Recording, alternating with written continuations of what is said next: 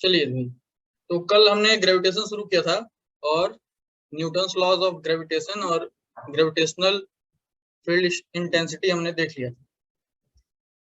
अब उससे रिलेटेड कुछ पीडीएफ में न्यूमेरिकल दिए गए थे, वो न्यूमेरिकल करके आना था आपको, थोड़ा फटाफट डिस्कस कर लेते हैं।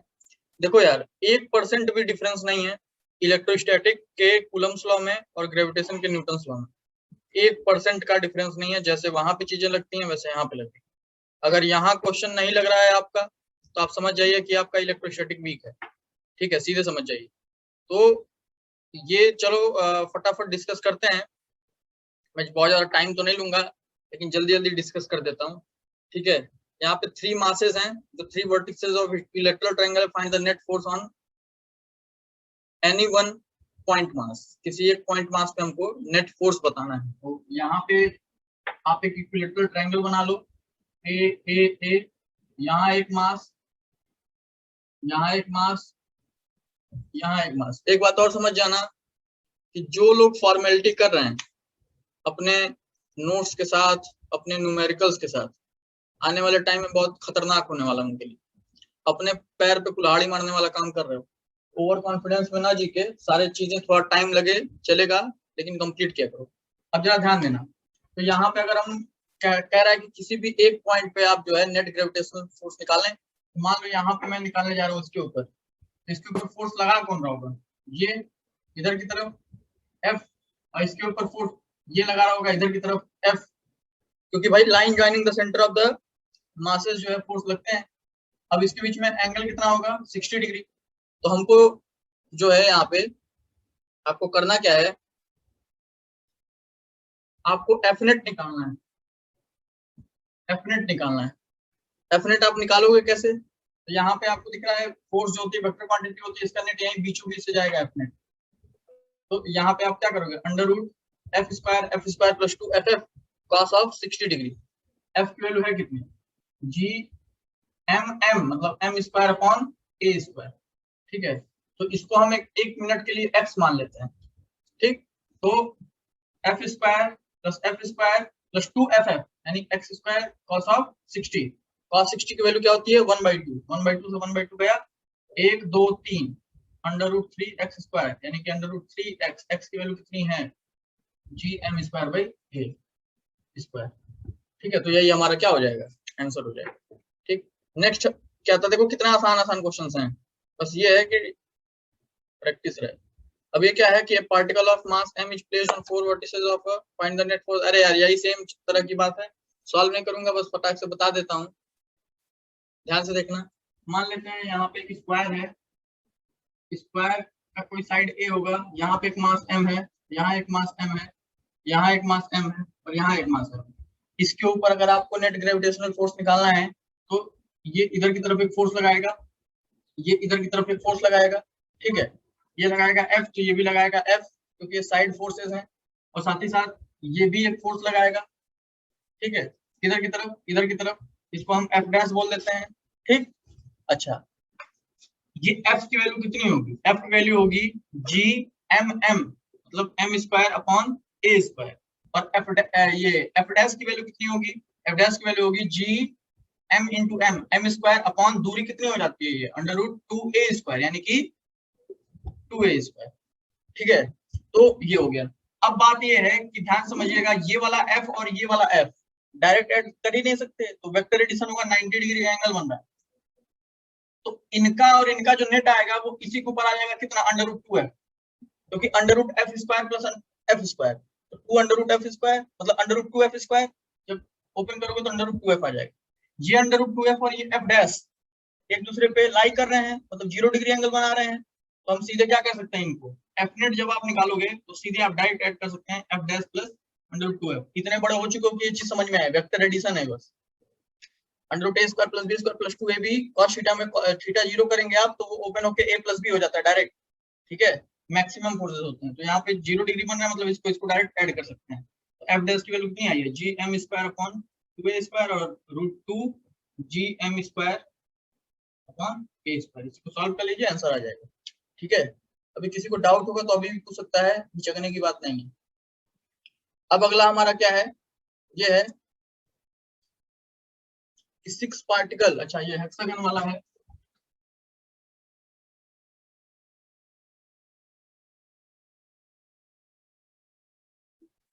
क्या कह रहा है भाई, 6 पार्टिकल हैं, 7वां पार्टिकल रखा गया, नेट फोर्स क्या लगेगा, तो सेंटर पे तो 0 लगेगा, कैसे लगता है वो भी देख लो। मान लो यहाँ पे रेगुलर हेक्सागन है,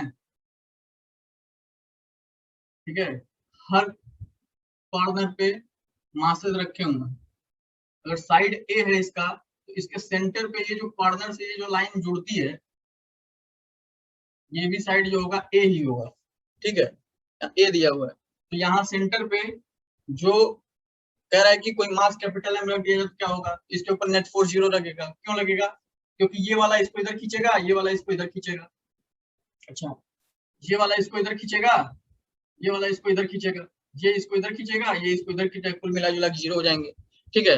अब कह रहा है कि ए को रिमूव कर दिया जाए तो एम के ऊपर क्या होगा, तो बता ही दिया था, एक को अगर रिमूव कर दोगे तो ये इसको कैंसिल कर देगा, ये इसको कैंसिल कर देगा, समझ रहे हो लॉजिकली। यहाँ देखो, अगर एक को रिमूव कर दिया जाए, एक को मान लिया मैंने ये वाले को रिमूव कर दिया, तो ये वाले को रिमूव कर दोगे तो क्या होगा, ये फोर्स खत्म हो जाएगा, ठीक है, तो ये फोर्स इसको कैंसिल कर देगा, ये फोर्स इसको कैंसिल कर देगा, लेकिन इसके ऊपर एक ये वाला फोर्स बचा रह जाएगा, ठीक है, तो ये वाले फोर्स बचे रह जाएगा, तो इसके ऊपर नेट फोर्स कितना लगेगा, बस यही, ठीक, कितना होगा वो gm²/a², ठीक।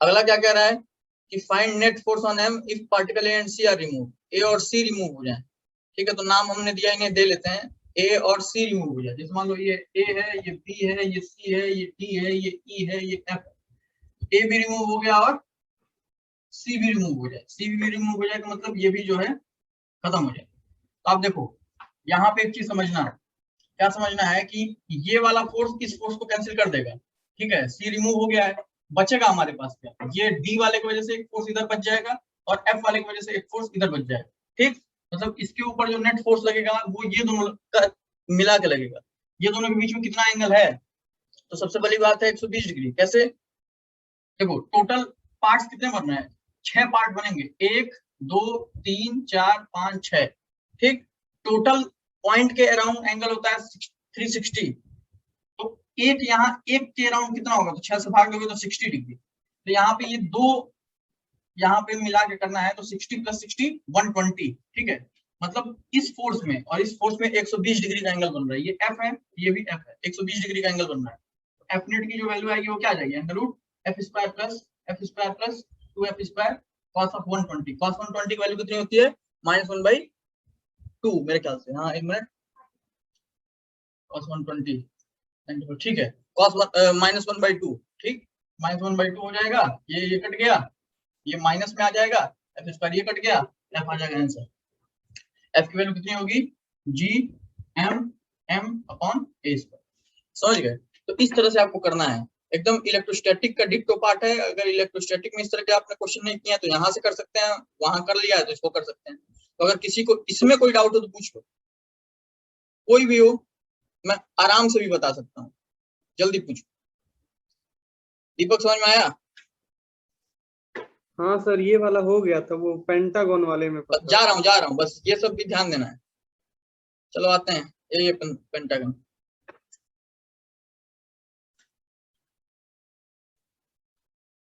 तो ये हेक्सागन की मदद से हम ये डिसाइड कर पाते हैं कि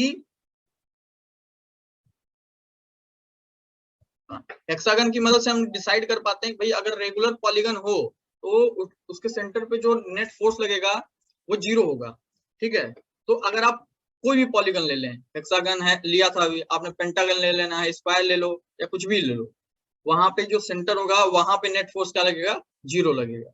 अब जैसे ये क्वेश्चन कह रहा है कि एम 5 वर्टिसेस पे रखा गया है, छठा मास एम पेंटागन का ओ पे रख दिया गया सेंटर, तो दूरी जो है एम के बीच में ए है, find the net force on M, net force on M 0 होगा, ये कॉन्सेप्ट है, ठीक है। कोई भी रेगुलर पॉलीगन हो, पॉलीगन मतलब कि 3 या 3 से अधिक साइड, जैसे इक्विलेटरल ट्रायंगल रेगुलर होता है, रेगुलर मतलब होता है साइड्स इक्वल हो, ठीक है, और साइड के बीच का मतलब एजेस के बीच का एंगल सेम हो, ठीक। तो कोई भी रेगुलर पॉलीगन हो, इक्विलेटरल ट्रायंगल हो गया, स्क्वायर हो गया, हेक्सागन हो गया, पेंटागन हो गया, हेप्टागन हो गया, कोई भी गन हो गया, तो इसीलिए मैं कह रहा हूँ कोई भी रेगुलर पॉलीगन हो उसके सेंटर पे जो होगा फोर्स और इलेक्ट्रिक फील्ड या ग्रेविटेशनल फील्ड इंटेंसिटीज जो होंगी 0 होंगी। क्यों? अगर उनके कॉर्नर्स पे सेम मासेस या सेम चार्जेस रखे हुए हैं। दोनों मैंने बता दिया। तो नेट फोर्स ऑन एम जो होगा 0 लगेगा। Magnitude of net force on M if any one of the particle is removed from one of. अरे यार ये कई बार बताया जा चुका है कि भाई यहाँ पे पेंटागन बनाते हैं,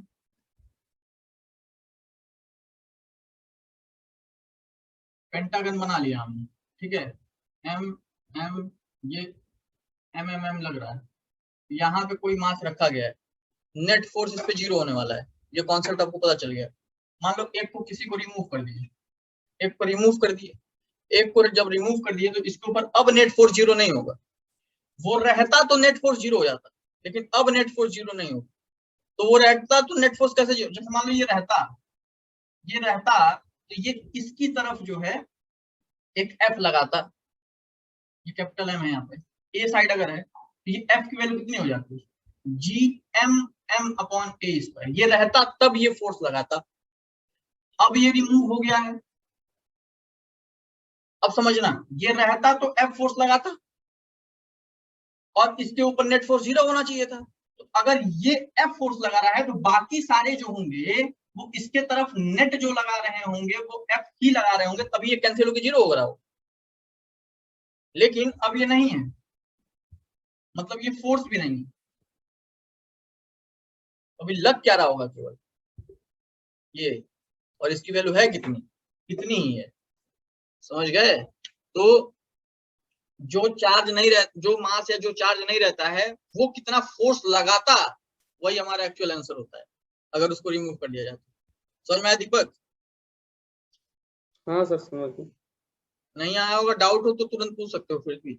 अब यहाँ पे क्या है? Assuming earth to be a spherical uniform mass density, how much would a body weigh halfway down the center of earth, halfway down the center of earth if it weighed 100 Newton on the surface। ठीक है sir, हाँ कौन भाई? कोई भी gun हो corner से और सेंटर तक, हाँ अगर साइड अगर ए है तो कॉर्नर से सेंटर तक भी ए ही होगा? नहीं, हेक्सागन में होता है। अच्छा, तो हाँ उसको निकालने के लिए तो फिर दिया अलग रहेगा अलग। ना, जैसे इसमें दिया हुआ है, दिया रहेगा। जैसे देखो ये क्वेश्चन देखोगे तो इसमें दिया हुआ है, ये देखो कह रहा है कि distance between M and M is A, दिया है ना, वो पहले से ही दे देगा तुमको। समझ गए कि नहीं? हाँ समझ गया। चलो ठीक है, अभी अगला ये वाला जो है हम देखते हैं।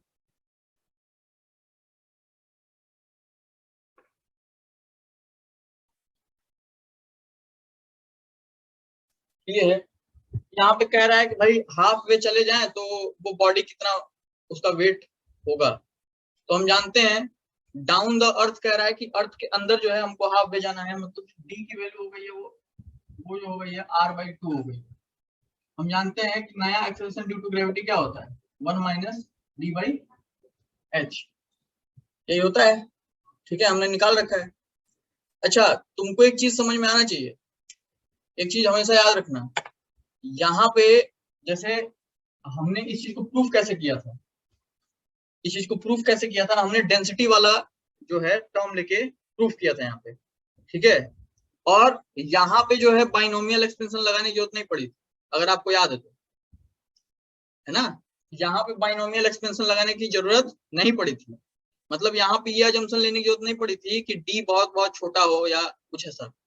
ठीक है, वहां पे हमने बस मास में देखा था कि मास जो चाहिए हमको वो डी डेप्थ के जो स्फीयर बन रहा था उसमें कितना मास है वो हमने निकाल लिया था और फटाक से वैल्यू रख दी। ठीक, तो अब जरा देखना डी की वैल्यू कितनी दे दी है, ये d/r है, सॉरी डी की वैल्यू दे दी है r/2, तो d/r क्या हो जाएगा? d/r 1/2 हो जाएगा। यहाँ जैसे 1/2 रखोगे, एक में से 1/2 हो जाएगा, कितना आएगा? 1/2। ये कुल मिला जुला के g/2, जी की वैल्यू कितनी होती है? 10। चलो क्या करना है, जी डैश की वैल्यू आ ही गई। ठीक है, तो मतलब ये है कि पहले जो उसका वेट था, वेट होता क्या है, वेट होता है mg, पहले था 100 न्यूटन, अभी फाइनली क्या हो जाएगा, मास तो सेम रहेगा, ठीक है, मास सेम रहेगा, बस g की जगह क्या कर देंगे, g डैश कर देंगे, और g डैश है क्या, g डैश की वैल्यू है g बाई 2, mg की वैल्यू आई कितनी है 100 बाई 2 यानी कि 50 न्यूटन, ठीक है, 50 न्यूटन जो होगा हमारा आंसर होगा। तो अब डेप्थ वालों का डायरेक्ट यूज कर सकते हैं, ठीक। अगला जो हमारा क्वेश्चन है वो क्या है, suppose the earth increase speed of rotation, ये तो करा ही दिया हूँ, 1.4 मीटर पर सेकंड आवर आता है, सॉरी 1.4 आवर आता है टाइम पीरियड, ठीक है, जो मैंने बताया था कि अगर अर्थ 17 गुना ज्यादा तेज रफ्तार से रोटेट करने लगे तो इक्वेटर पे बॉडी वेटलेस हो जाएगा, एक्सप्लेन कर दिया। ये क्या है, at what depth below the surface of earth value of acceleration due to gravity is same as the value at height h equals to r। अब जरा मेरी बात ध्यान समझना बाबू, कह रहा है कि अर्थ के बिलो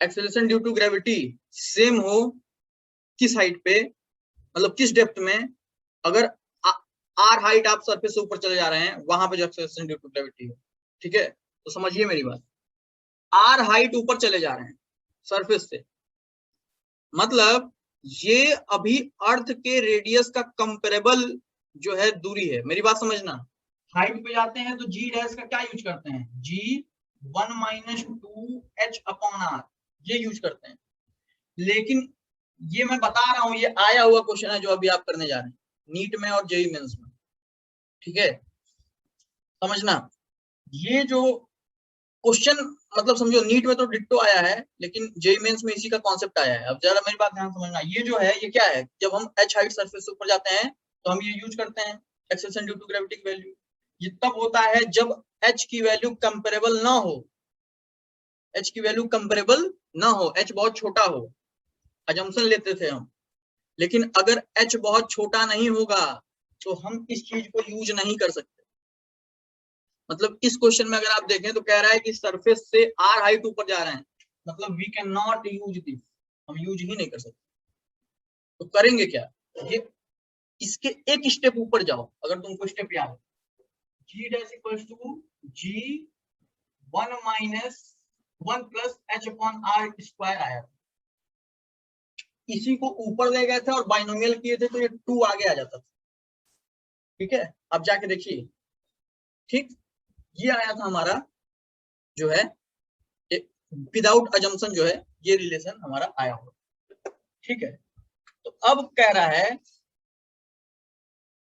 अब क्या कह रहा है कि हमको कह रहा है कि ये जो आर हाइट पे हम ऊपर जा रहे हैं ये इक्वल होगा किसके, हमारे डेप्थ वाले में, तो डेप्थ वाले में कोई अजम्पशन लेने की जरूरत नहीं पड़ेगी, मतलब ये वाला जो हमारा रिलेशन है ये हम डायरेक्ट यूज कर सकते हैं, डी हमको निकालना है, मतलब this g1 minus D by R ये इक्वल होगा g1 plus h upon R के स्क्वायर, ठीक है, ये होगा, समझो ये चीज बच्चे गड़बड़ कर देते हैं और किया भी था लाखों लोगों ने, इसकी जगह पे ये यूज किया था तो आंसर नहीं आएगा और ऑप्शन पड़ा होगा उसमें, आप टिक करके चले आओगे, तो ये ध्यान देना है, डेप्थ वाला यूज करने में कोई परेशानी नहीं है, लेकिन ये वाला यूज करने में परेशानी है, ये अजम्पशन जब यूज करेंगे तब, मतलब हाइट बहुत कम होगी तब ये यूज करेंगे, लेकिन हाइट यहाँ पे आर दिया है तो इसलिए हम ये यूज कर रहे हैं।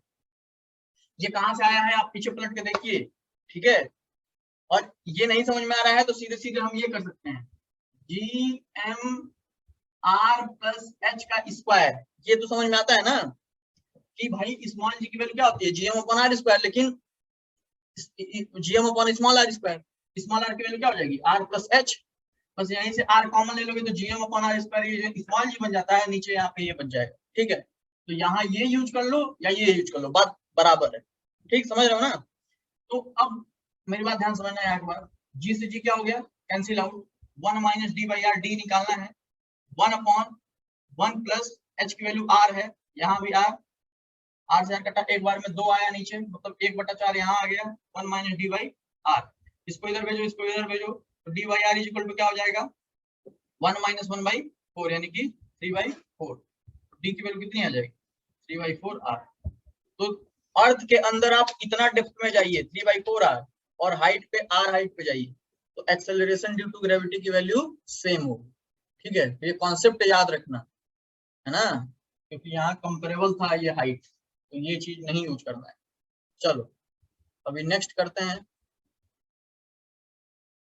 खत्म हो गया। अभी नेक्स्ट आज का हम टॉपिक शुरू करेंगे।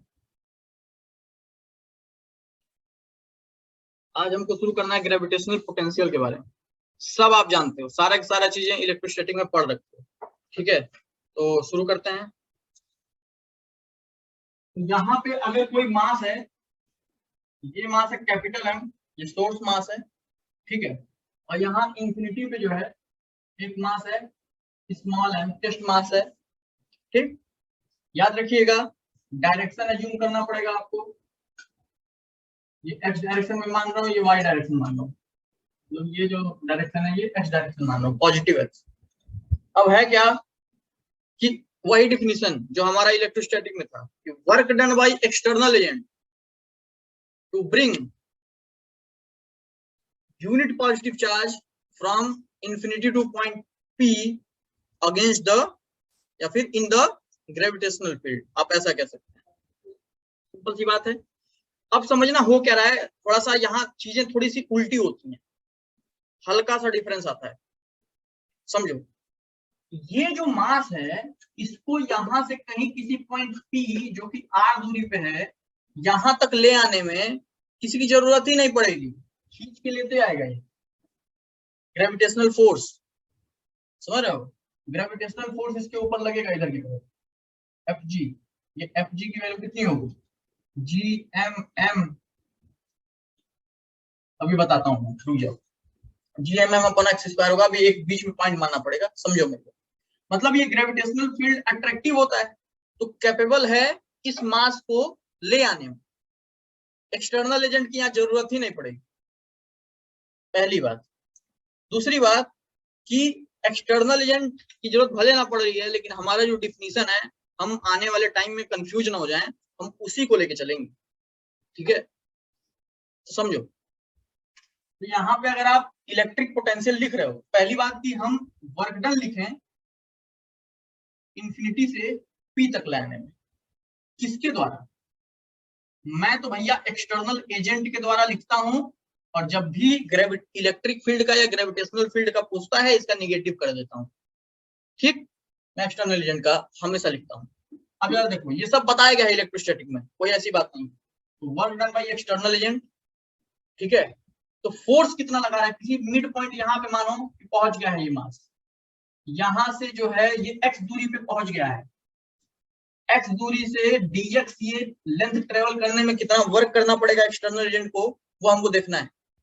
तो एक्सटर्नल एजेंट को भाई ग्रेविटेशनल फील्ड जो है इधर की तरफ फोर्स लगा रही है, मूव भी कर रहा है मास, तो ग्रेविटेशनल वर्क डन पॉजिटिव होगा, लेकिन एक्सटर्नल वर्क डन निगेटिव होगा, है ना। एक्सटर्नल वर्क डन निगेटिव होगा। तो यहाँ पे आपको ध्यान देना पड़ेगा कि यहाँ पे जब work done by external agent आप लिखेंगे, तो एक्सटर्नल एजेंट ग्रेविटेशन के डायरेक्शन में थोड़ी ना वो लगाने वाला है ना। यहाँ इधर की डायरेक्शन में थोड़ी ना फोर्स लगाने वाला है, फोर्स तो वो लगाएगा अपोजिट डायरेक्शन में, इधर की तरफ, है ना। तो कोई दिक्कत वाली बात नहीं है, समझिए जरा। इस चार्ज को यहाँ से यहाँ ले आने में जो वर्क करना पड़ेगा, वो करना पड़ेगा Fg डॉट dx, और डॉट आप हटा सकते हो, समझो। ये जो Fg डॉट dx है, ये सिंपली ग्रेविटेशनल द्वारा वर्क है, लेकिन हमको लिखना किसके द्वारा है, एक्सटर्नल एजेंट के द्वारा, तो माइनस लगा देंगे।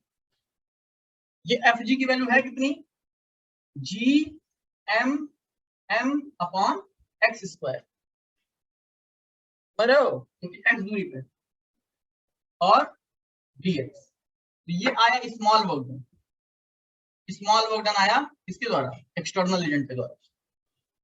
तो टोटल वर्क डन अगर आप लिखोगे,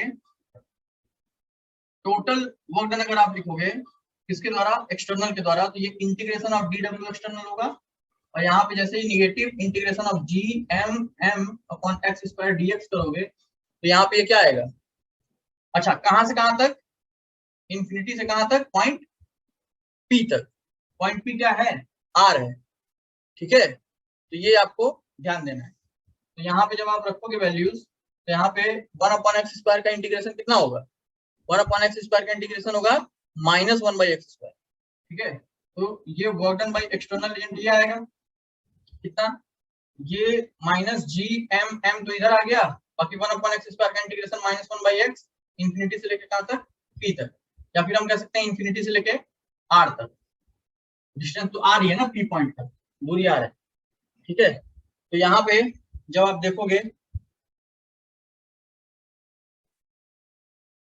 तो यहाँ पे एक चीज समझो, ये माइनस माइनस क्या कर देगा प्लस, तो GM अपॉन यहाँ अंदर अगर आप देखोगे तो अंदर आप r रख सकते हो पहले और फिर माइनस करके इंफिनिटी, 1/इंफिनिटी की वैल्यू क्या हो जाएगी, 1/इंफिनिटी की वैल्यू जो हो जाएगी 0 हो जाएगी। ठीक है, तो यहाँ पे जो work done by external agent आएगा वो क्या आ जाएगा, GM/r। लेकिन यहाँ पे ध्यान देना है, ये work done by external agent तो आ गया, लेकिन ध्यान ये देना है कि ये जो FG हमने यूज किया है, अगर आप देखो तो दो चीजें हैं, यहां से भी देख सकते हो कि हमने पॉजिटिव डायरेक्शन इधर माना है, निगेटिव डायरेक्शन इधर माना है। ठीक है, तो जो फोर्स हमारा लग रहा है वो निगेटिव एक्स में है। और दूसरे तरह से अगर आप कहें तो एक चीज समझिएगा कि जो हमारा ग्रेविटेशनल फोर्स होता है वो अट्रैक्टिव नेचर का होता है, मतलब वो हमेशा बॉडीज को बाउंड किए रहता है। ठीक है, तो जब भी बॉडीज जो होंगी वो बाउंडेड जब भी रहती हैं, आपने केमिस्ट्री में भी शायद पढ़ा हो और फिजिक्स में भी आपने इसको आप नहीं पढ़े तो आप आगे देखेंगे जो 12th वाले बच्चे हैं, बाकी हो सकता है आपने पढ़ा भी हो ये चीज कि जब भी बाइंडिंग एनर्जी की मतलब सॉरी जब भी बाइंडिंग एनर्जी की बात होती है, बाइंडिंग एनर्जी इसी चैप्टर में मैं आगे पढ़ाने वाला हूँ अगला टॉपिक, लेकिन एक चीज समझना, जब भी अट्रैक्टिव फोर्सेस होते हैं मतलब बॉडीज बाउंड होती हैं, अट्रैक्टिव फोर्सेस मतलब बॉडीज बाउंड होती हैं, तो उनका इलेक्ट्रिक पोटेंशियल या इलेक्ट्रिक पोटेंशियल एनर्जी नेगेटिव होता है हमेशा। ठीक है, तो यहाँ पे आपको ध्यान देना है कि ये फोर्स की डायरेक्शन नेगेटिव डायरेक्शन में है, तो इसलिए ये जो हमने माइनस लगाया है यहाँ पे पहले ही, तो ये जो है FG.df, ये FG ऑलरेडी पहले से ही नेगेटिव में रहा होगा, तो यहाँ पे आपको माइनस लगाने की जरूरत नहीं है, यहाँ पे यहाँ माइनस हटा दीजिए ये चीज। यहाँ पे जब करोगे तो ये निगेटिव में आएगा, ये वैल्यू पहले से अब निगेटिव में आएगी और यहाँ ये आ जाएगा work done by external agent GM/r।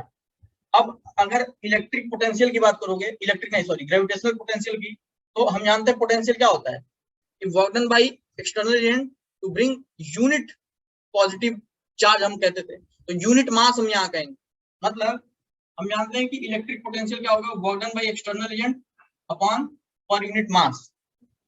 ठीक है, ये आपने इलेक्ट्रोस्टैटिक में पढ़ा है, तो V इक्वल्स टू क्या हो जाएगा -GM/r, और ये m की वैल्यू ये है, m से m कटा क्या आ जाएगा GM/r। तो सिंपली मैं यहाँ लिख दे रहा हूँ कि V की जो वैल्यू आई GM/r आ गई, इलेक्ट्रिक पोटेंशियल की वैल्यू। ठीक, तो आप समझिए ये क्या रिप्रेजेंट कर रहा है, ये सिंपल रिप्रेजेंटेशन किस चीज का है, यहाँ पे है कि अगर कोई मास है कैपिटल M का, उससे r डिस्टेंस दूरी पे किसी पॉइंट P पे आपको अगर इलेक्ट्रिक पोटेंशियल लिखना है तो इलेक्ट्रिक पोटेंशियल की वैल्यू होती है -GM/r। ठीक, तो यहाँ पे थोड़ा सा यही जो चीज होता है ये थोड़ा अलग होता है इलेक्ट्रोस्टैटिक से, कि वहां पे इलेक्ट्रिक पोटेंशियल चार्ज के साइन के हिसाब से बदल सकता था, प्लस भी हो सकता था इलेक्ट्रिक पोटेंशियल, माइनस भी हो सकता था इलेक्ट्रिक पोटेंशियल। ठीक है, अब वहां हमेशा याद रखो कि इलेक्ट्रिक पोटेंशियल प्लस होने का क्या मतलब है, माइनस होने का क्या मतलब है। यहाँ पे इलेक्ट्रिक पोटेंशियल हमेशा निगेटिव में होगा, नेगेटिव साइन आपको कंसीडर करना ही करना है। क्यों? क्योंकि यहाँ पे अट्रैक्टिव फोर्सेस लग रहे हैं, अट्रैक्टिव फोर्सेस जब भी लगते हैं तो पोटेंशियल और इलेक्ट्रिक पोटेंशियल एनर्जी वो निगेटिव वैल्यू जो है एज्यूम मतलब वो निगेटिव वैल्यू एक्वायर करते हैं। ठीक है, वो निगेटिव यहाँ पे निगेटिव क्या रिप्रेजेंट करता है, निगेटिव ये बात रिप्रेजेंट करता है कि बॉडीज जो है बाउंडेड है मतलब जकड़े हुए हैं। ठीक है, तो यहाँ पे जो इलेक्ट्रिक पोटेंशियल आता है वो आता है -GM/r। बस यहाँ पे और इलेक्ट्रोस्टैटिक के केस में यही चीज डिफरेंस है। ठीक है, कि यहाँ जो इलेक्ट्रिक पोटेंशियल होता है वो निगेटिव में होता है। ठीक है, हमेशा यहाँ पे क्योंकि मास का कोई साइन होगा नहीं। ठीक, तो अगला टॉपिक हम देखेंगे कि अलग अलग बॉडीज के लिए इलेक्ट्रिक पोटेंशियल की वैल्यू कितनी होगी। तो हमने क्या देख लिया कि भाई यहाँ पे डिफरेंस क्या आएगा, कोई मास अगर हमारे पास पॉइंट मास है इससे किसी r दूरी पे किसी पॉइंट P पे जो हमारा पोटेंशियल होगा वो होगा -Gm/r। Negative sign implies, simply हम कह सकते हैं नेगेटिव साइन क्या रिप्रेजेंट करता है। नेगेटिव साइन रिप्रेजेंट्स, आप ये लिख भी सकते हो कि negative sign represents the bodies are bounded, या फिर यहाँ पे जो अभी देखेंगे आप पोटेंशियल ग्रेविटेशनल जो है पोटेंशियल एनर्जी भी यहाँ पे टर्म यूज होता है, जैसे electrical potential energy term use होता था। तो यहाँ पे जो ग्रेविटेशनल पोटेंशियल एनर्जी होगी वो भी निगेटिव में आएगी, क्योंकि इलेक्ट्रिक पोटेंशियल भी निगेटिव में आया। तो निगेटिव इसलिए आ रहे हैं क्योंकि यहाँ बाइंडिंग फोर्सेस लगते हैं। ठीक है, ये आप समझ सकते। अब बात यह है कि आ गया किसी पॉइंट चार्ज के लिए, तो अलग अलग बॉडीज की अगर हम बात करें, अलग अलग बॉडीज की बात करें, लाइक सबसे पहले रिंग की बात करें, तो इलेक्ट्रोस्टैटिक में रिंग का आपने देखा होगा कि कोई रिंग होता है, उसके ऊपर चार्ज कोई Q होता है, यहाँ पॉइंट P पे ये x दूरी है, ये रेडियस r है, तो चार्ज Q होता है, यहाँ हमको मास लेना पड़ेगा। तो यहाँ पे जो पोटेंशियल होता था Vp, ये Vp कितना होता था, G मतलब KQ/, ये दूरी हम लोग लेते √x² + r²। अगर आपको याद हो, अभी पिछले टेस्ट में भी ये न्यूमेरिकल्स इससे रिलेटेड पूछे गए थे। तो √x² + r², तो अंतर क्या आएगा, नेगेटिव साइन लग जाएगा। ठीक है, अभी सेंटर की बात करें पॉइंट O की, पॉइंट O पे जो हो जाएगा -Gm/, अभी क्या हो जाएगा इस केस में सीधे r हो जाएगा। ठीक है, क्योंकि x की वैल्यू क्या कर देंगे, बस 0 कर देंगे। ठीक, तो यहाँ पे ये वैल्यू आ जाएगी। अब देखो एक चीज और, हाँ यार एक चीज मैं अभी जब मैं ग्रेविटेशनल फील्ड इंटेंसिटी बता रहा था, तो वहां पे रिंग के लिए भी मैंने इंटेंसिटी बताई थी। ठीक है, Gmx/√r² + s² 3/2 पावर, है ना। तो जैसे इलेक्ट्रोस्टैटिक में हमने मैक्सिमम वैल्यू निकाल रखी थी, ग्राफ बना रखा था और मैक्सिमा निकाल रखा था कि पॉइंट ऑफ मैक्सिमा किस पॉइंट पे मैक्सिमम होती है। तो सबसे पहले यार शिवेंद्र पांडे बताओ जरा कि रिंग के केस में इलेक्ट्रिक फील्ड किस पॉइंट पे मैक्सिमम होती है।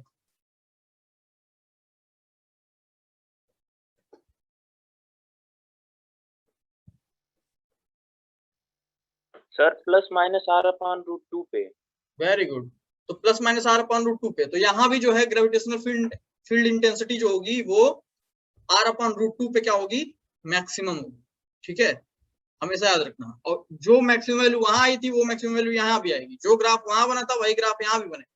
डिफरेंस इज, बस सिंपल सा डिफरेंस ये होता है कि वहां K यूज करते हैं, G यूज करेंगे, वहां Q यूज करते हैं, M यूज करेंगे, बात खत्म।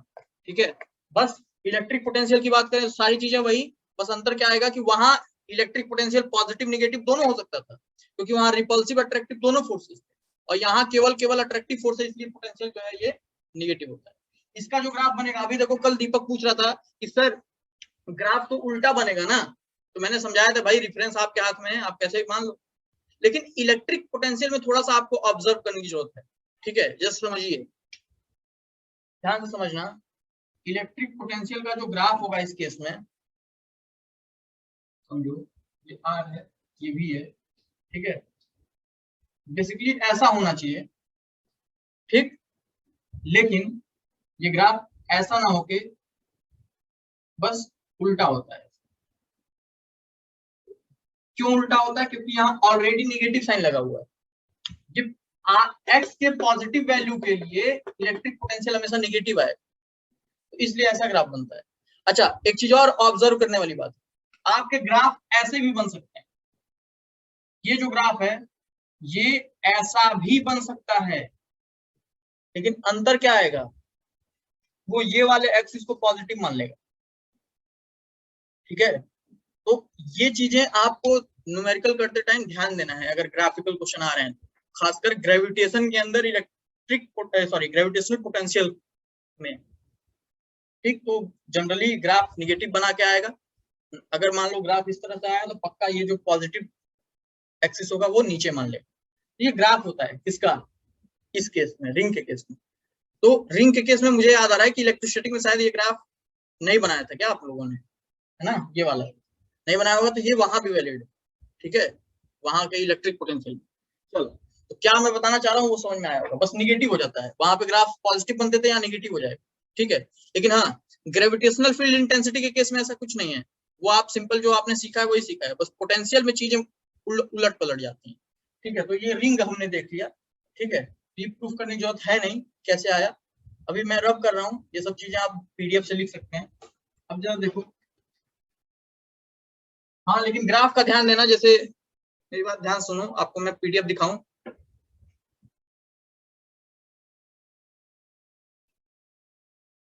यहाँ पे ये देखो सारी चीजें प्रूफ हैं। ठीक है, और ये देखो ये भी यहाँ पे ये पोटेंशियल डिफरेंस की बात कर रहा है, कैपिटल एम है, यहाँ ए पॉइंट है, बी पॉइंट है, पॉइंट बी हमको डिफरेंस इन पोटेंशियल निकालना है, तो वीबी माइनस वी निकालना है। ठीक है, इस मास को यहाँ से यहाँ कर दिया हमने, तो फाइनल माइनस इनिशियल, तो फाइनली देखो ये हमने यहाँ ले रखा minus G M upon 1 upon R B minus 1 upon R A. ठीक है, तो ये माइनस साइन जैसे ही अंदर आएगा तो उसको आप देख लेना। ठीक, तो डिफरेंस होता है ये सुपरपोजिशन वाला जो है आपका, कि यहाँ पे किसी एक पॉइंट पे अलग अलग मासेस के लिए हमको इलेक्ट्रिक पोटेंशियल लिखना है, सबका डिस्टेंस दिया, सबका मास दिया, तो कुछ करना नहीं है, नेगेटिव देखो सबके आगे नेगेटिव लगाया हुआ और ऐड कर दो फटाक से। हाँ, ये रिंग पे आते हैं, देखो ये वैल्यूज ये मैंने अभी बताई, ये वैल्यू तो लिखा हुआ है लेकिन इसके लिए ग्राफ नहीं बनाया है यहाँ पे, तो आप ग्राफ बना लीजिएगा। देखो मैंने रब कर दिया। ठीक है, वीडियो में है ये सब। ठीक है, तो ये ग्राफ बना लेना। अब हम आते हैं स्फेरिकल सेल के लिए। स्फेरिकल सेल के लिए क्या ग्राफ होगा, अब देखो जरा, जैसे यहाँ पे ध्यान समझना, स्फेरिकल सेल की अगर आप बात करोगे, जैसे ये है, ठीक है, तो आपको अगर याद हो तो कंडक्टिंग स्फीयर के लिए मैंने इलेक्ट्रिक पोटेंशियल बताया था, तो कंडक्टिंग स्फीयर के लिए इलेक्ट्रिक पोटेंशियल बताया था। जरा एक चीज मैं मान लो कि ये कंडक्टिंग स्फीयर चार्ज क्यू है। ठीक है, एक मिनट मान लो, मैं एनालॉग लूंगा फटाफट, ये पॉइंट ए, ये पॉइंट बी और ये पॉइंट सी। ठीक है, मतलब पहला केस कि आर ग्रेटर देन आर पे, मतलब आउटसाइड पॉइंट पे जो इलेक्ट्रिक पोटेंशियल होता है वो क्या होता है, के क्यू अपॉन आर, सिंपल सा। और दूसरी बात, आर बराबर आर पे जो इलेक्ट्रिक पोटेंशियल होता है वो क्या होता है, के क्यू अपॉन कैपिटल आर। ठीक है, ये सरफेस ये दूरी हो जाती है। और तीसरी point, R less than R के लिए क्या होता था, जो सरफेस का इलेक्ट्रिक पोटेंशियल होता था वही पोटेंशियल अंदर का होता था। ठीक है, तो मतलब के क्यू बाई आर, कुछ करना नहीं है यहाँ पे, के की जगह जी कर देना है, क्यू की जगह एम कर देना है, निगेटिव लगा देना है। यहाँ भी जी एम निगेटिव, यहाँ भी जी एम निगेटिव, समझ रहे हो। तो वहां जो कंडक्टिंग स्फीयर था, सॉलिड स्फीयर था या कुछ भी था, कोई कंडक्टिंग बॉडी थी तो इस तरह से बिहेव करता था। तो यहाँ कंडक्टिंग नॉन कंडक्टिंग का तो कोई केस ही नहीं होता है, यहाँ खाली मासेस का केस है। तो हॉलो स्फीयर की बात कर रहा है या स्फेरिकल सेल की बात कर रहा है, तो इन साइड पॉइंट पे तो कोई मास है नहीं, तो इन साइड पॉइंट पे भले मास नहीं है। तो अब देखो एक चीज, ग्रेविटेशनल फील्ड स्ट्रेंथ की हमने बात की थी, तो सेल के लिए इन साइड पॉइंट पे ग्रेविटेशनल फील्ड स्ट्रेंथ 0 हो रही थी क्योंकि कोई मास नहीं था। तो ग्रेविटेशनल फील्ड स्ट्रेंथ 0 होने की वजह से क्या इलेक्ट्रिक पोटेंशियल भी 0 होगा क्या, नहीं, जरूरी नहीं है। ठीक है, ये चीजें एक्सप्लेन हुई है पहले, क्यों जरूरी नहीं है, क्योंकि इलेक्ट्रिक फील्ड स्ट्रेंथ 0 होने का मतलब ये नहीं है कि इलेक्ट्रिक पोटेंशियल 0 हो जाएगा। तो सरफेस पॉइंट का जो इलेक्ट्रिक पोटेंशियल होता है वही इलेक्ट्रिक पोटेंशियल यहाँ का होता है। वहां तो हमने इक्विपोटेंशियल सरफेस के हिसाब से देख लिया था। ठीक है, तो वो एनालॉग लेके हम समझ जाएंगे, जो सरफेस का होता है वही इनसाइड पॉइंट का जो है ग्रेविटेशनल पोटेंशियल होगा। ठीक है, तो यहाँ पे हमने देखा। अब इसका ग्राफ हमने देखा था, तो ग्राफ जो बना था, ग्राफ जो बना था वहां वो कुछ इस तरह का था, अगर आपको याद है ऐसा। तो यहाँ भी ऐसा बना सकते हो, लेकिन पॉजिटिव एक्सिस ये अज्यूम करना पड़ेगा, समझ रहे हो, ताकि ऊपर वाला एक्सिस नेगेटिव हो जाए। लेकिन अगर हम पॉजिटिव एक्सिस ऊपर वाला ही अज्यूम करते हैं तो ये ग्राफ जो है पलट जाएगा, क्योंकि सारी वैल्यूज क्या आई हैं, निगेटिव। ठीक, तो ये ध्यान देना है। ये भी चीज आपके, ये सेल हो गया, मतलब हॉलो स्फीयर कह सकते हैं। ठीक, तो यहाँ पे ये वैल्यू दी हुई है, देख रहे हो, और ये ग्राफ देखो बना हुआ है। ठीक है, तो आप ये देखिएगा, अभी क्या है, यूनिफॉर्म सॉलिड स्फीयर। ठीक, यूनिफॉर्म सॉलिड स्फीयर का जो वहां होता था वही यहाँ भी, बस अंतर क्या आया, ये स्फीयर अभी सॉलिड हो गया है। तो वहां पे देखो दो बातें हैं इलेक्ट्रोस्टैटिक में, कंडक्टिंग नॉन कंडक्टिंग। कंडक्टिंग के केस में सरफेस पे चार्ज आ जाता था, अंदर कोई चार्ज रहता नहीं था, और नॉन कंडक्टिंग में यूनिफॉर्मली डिस्ट्रीब्यूटेड होता था। लेकिन यहाँ कंडक्टिंग नॉन कंडक्टिंग का कोई सीन नहीं है, यहाँ केवल हॉलो हो या सेल हो या सॉलिड हो। ठीक है, तो सॉलिड स्फीयर अगर है यहाँ पे, ठीक है, अभी तक सेल हमने देख लिया, हॉलो होता तो क्या होता, वो सारी चीजें हमने समझ ली। लेकिन अगर सॉलिड स्फीयर है तो क्या होगा, जो वहां नॉन कंडक्टिंग सॉलिड स्फीयर होता था वो वाली चीज यहाँ रिपीट करता है। ठीक है, मतलब आउटसाइड पॉइंट पे क्या होगा, v की value minus G M upon R हो जाएगा, आर ग्रेटर देन आर के लिए। आर बराबर आर के लिए मतलब सरफेस पॉइंट के लिए क्या होगा, v equal to minus G M upon capital R हो जाएगा। अब यहाँ पे थोड़ा सा अंतर आता है, आर लेस देन आर, थोड़ा लंबा चौड़ा फॉर्मूला आता था, वहां भी आता, वही सेम फॉर्मूला यहाँ भी, बस निगेटिव साइन आ गया।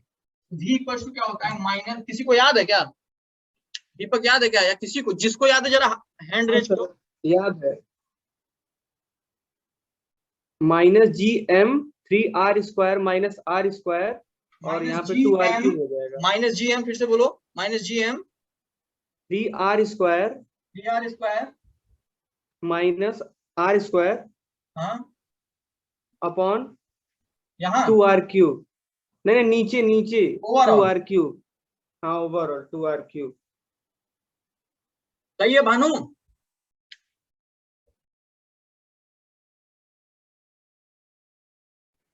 सर इसको और शॉर्ट फॉर्म में हम याद किए हैं, वैसे तो हो सकता है सही हो, उसको और सॉल्व करना पड़ेगा। ये तुम अंदर कर दिए होगे। हाँ इसको अंदर कर दिए हैं। हाँ सही है, हाँ ठीक है। सही है।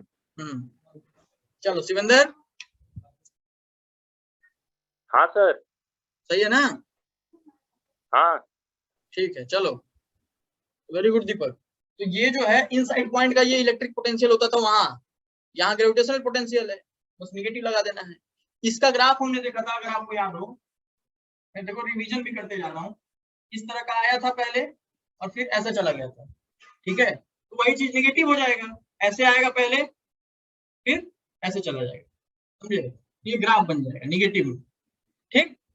एक और बात आपने देखा था कि सेंटर पे यहाँ इलेक्ट्रिक पोटेंशियल मैक्सिमम होता है, और सेंटर पे जो O है, ये पॉइंट O, तो VO का जो इलेक्ट्रिक पोटेंशियल होता है वो 3/2 ऑफ सरफेस होता है, निगेटिव टाइम्स में ही रहेगा।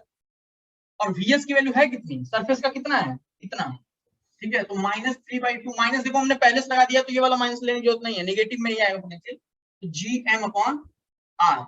ये सारे कॉन्सेप्ट आपको पता है। सेंटर पे 3/2 टाइम्स सरफेस का पोटेंशियल होता है, मतलब सेंटर पे बहुत, मतलब मैक्सिमम पोटेंशियल होता है। तो यहाँ पे ये जो ग्राफ बना है, ये वाला जो पॉइंट है ये सेंटर का है, कितना 3/2 VS, निगेटिव में है।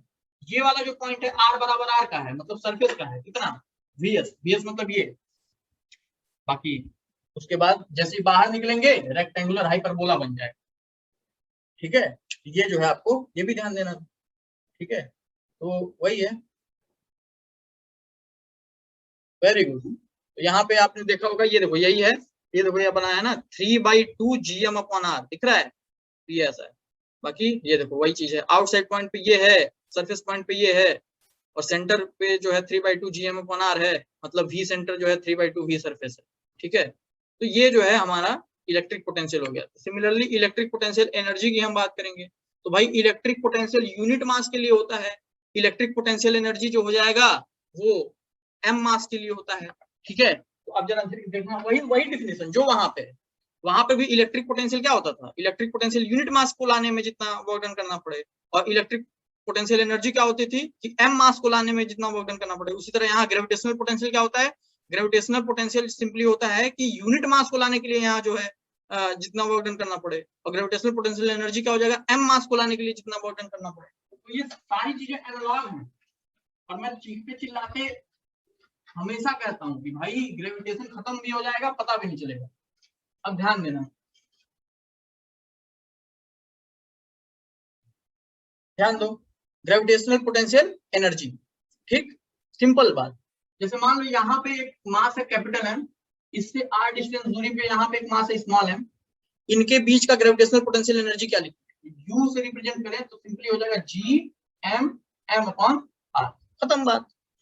अरे K Q1 Q2/R करते थे, तो GM1M2/R करेंगे, है ना, निगेटिव साइन लगा देंगे सिंपली, ठीक है, निगेटिव बस लगा देना है आपको, ध्यान देना, अट्रैक्टिव फोर्सेस हैं यहाँ पे। और आपको वहां मैंने सिखाया था कि पेयर लेना है, पेयर, और पेयर लेने का फॉर्मूला मैंने बताया, और फॉर्मूला अच्छे से एक्सप्लेन भी किया था। तो राहुल सुनाई दे रहा है, प्रियंका बोली। चलो तो ये बताओ क्या क्या फॉर्मूला होता है पेयर बनाने का? n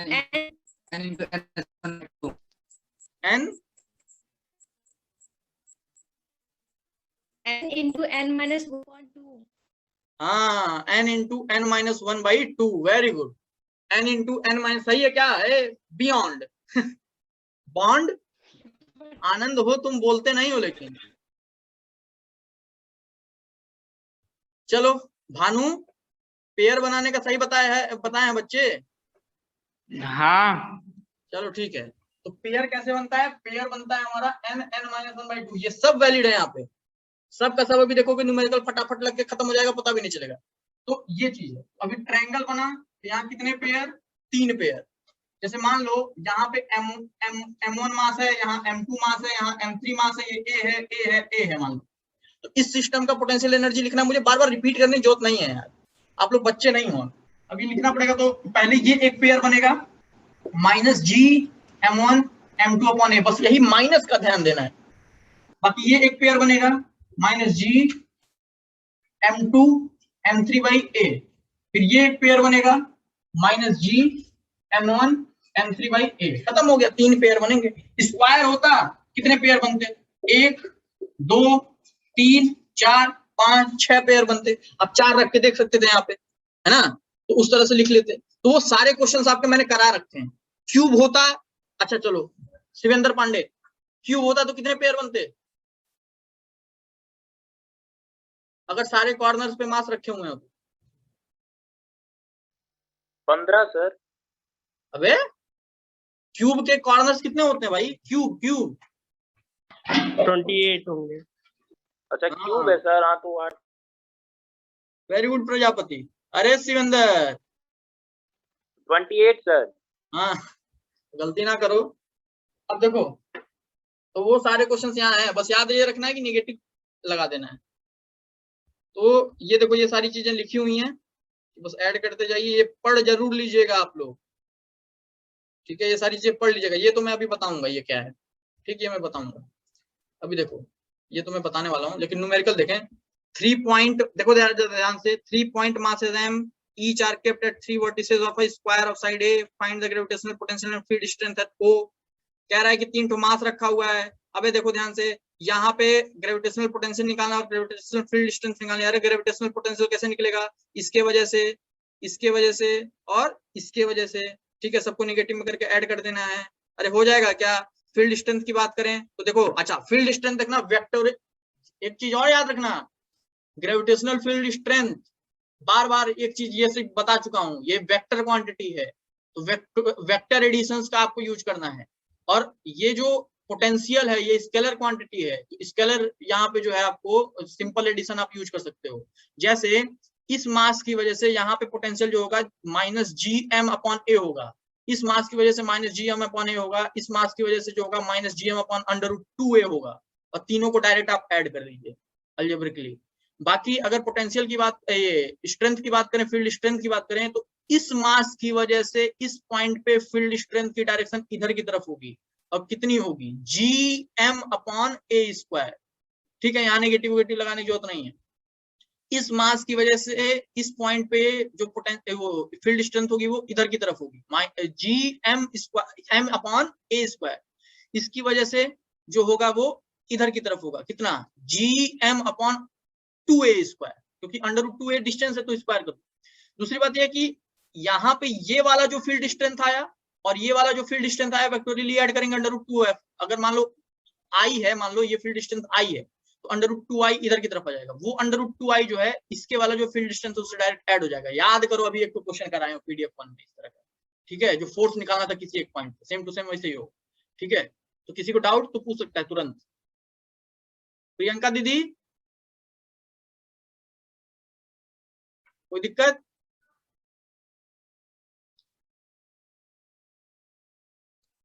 चलो नहीं है मतलब।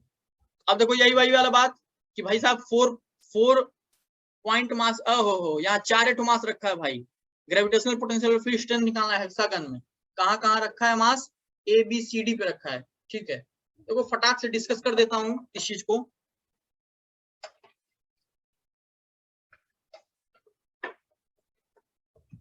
हेक्सागन है आपका, हेक्सागन बेंजीन। कुछ ना समझ में आया तो बेंजीन बना दो। M mass A B C और डी, यहाँ भी एम मास, यहाँ भी एम मास, यहाँ भी एम मास, ई एफ पे कोनो मास नहीं, ये सेंटर है। ठीक है, तो क्वेश्चन क्या कह रहा है?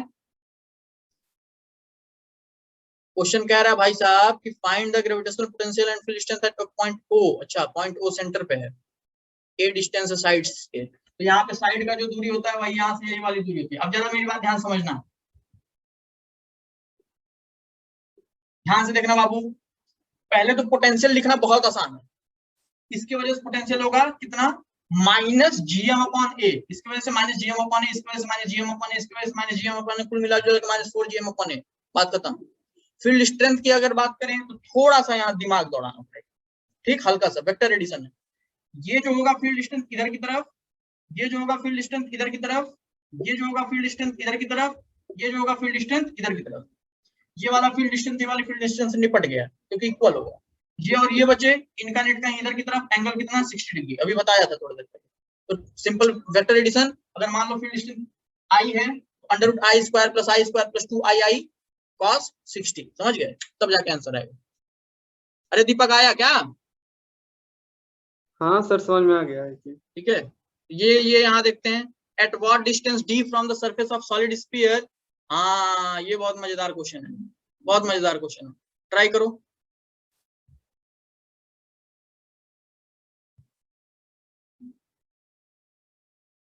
तो क्वेश्चन क्या कह रहा है?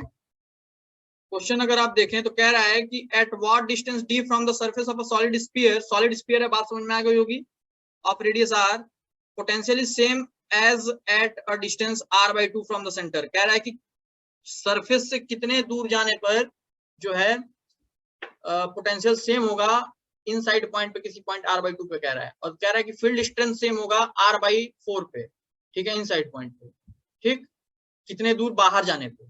ठीक है, अब जरा समझना, कल के क्लास में मैंने ये चीज आपको समझाई थी कि पहले तो देखें कि क्या कोई दो पॉइंट्स ऐसे एग्जिस्ट करते हैं क्या कि जहां पे पोटेंशियल सेम हो। तो अगर आप सॉलिड स्फीयर की बात करो तो इलेक्ट्रिक फील्ड इंटेंसिटी का जो ग्राफ बना था हमारा, वो ग्राफ इस तरह से बना,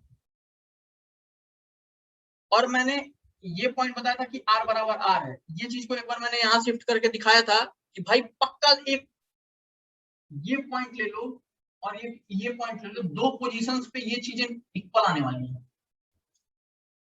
मतलब इलेक्ट्रिक फील्ड का दो ऐसा पॉइंट पक्का एग्जिस्ट करेगा जहां पे इलेक्ट्रिक फील्ड में बार बार बोल रहा हूं, ग्रेविटेशनल फील्ड का दो ऐसा पोजीशन पक्का एग्जिस्ट करेगा जहां पे ग्रेविटेशनल फील्ड की वैल्यू सेम हो।